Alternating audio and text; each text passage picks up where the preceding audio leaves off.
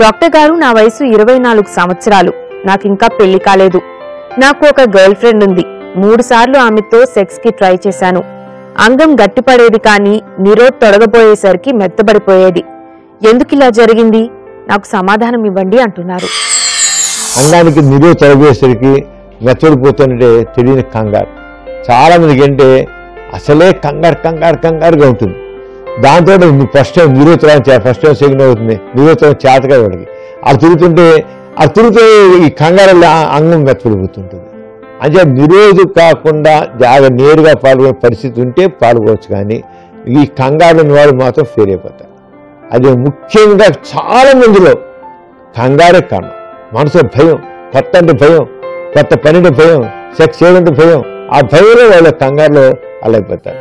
అంతకని ఇంకేం కాదు, అదేం జబ్బు కాదు, దానికి మందులు అవసరం లేదు. ఆ మనసులో కంగారు లేకుండా చేసుకుంటే ఏమవ్వదు.